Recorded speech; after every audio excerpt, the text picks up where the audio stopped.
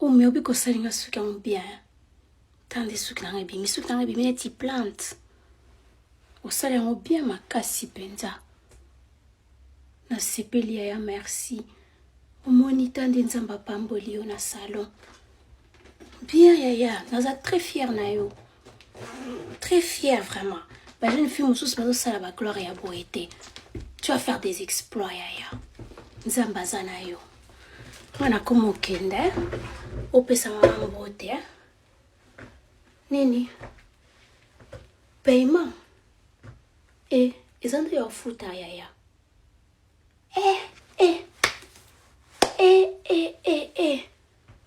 Ka yaya.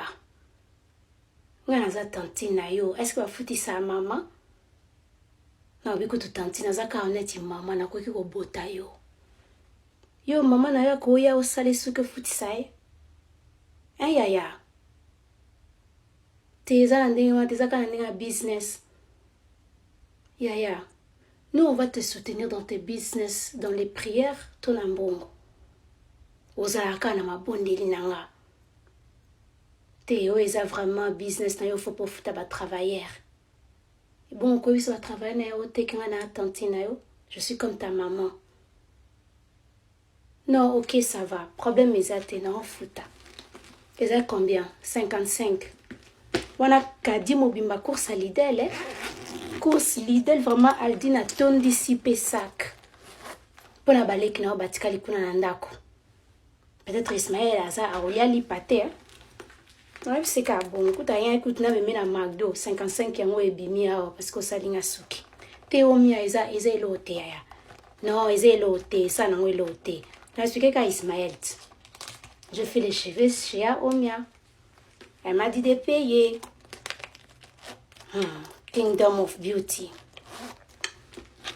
C'est bon, yaya, baya na nina futa. Te na futa, te yaya, na lobi na ninga ma bete. Na futa. Na comprendre undo lobi tika ka na futa. Dana bimisi carte. Na futa. Ok. Ça m'a emboté.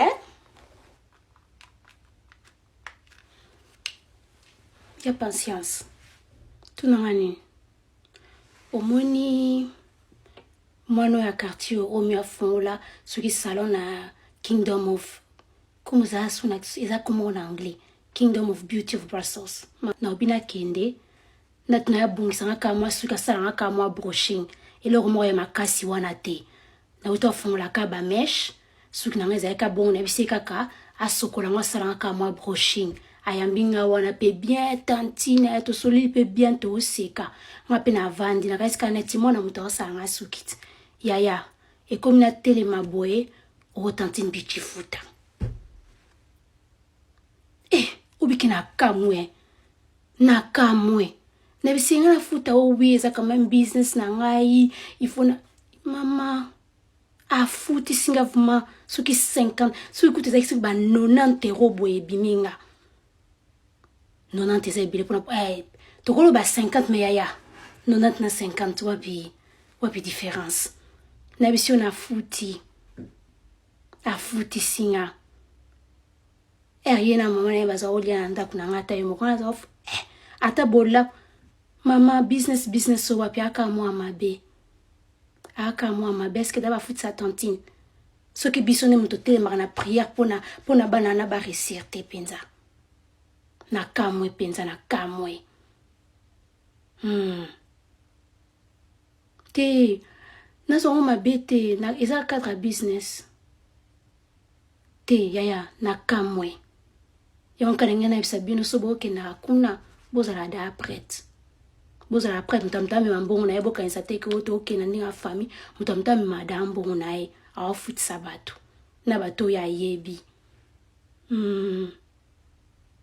mabe makasi bon yaya natiki onano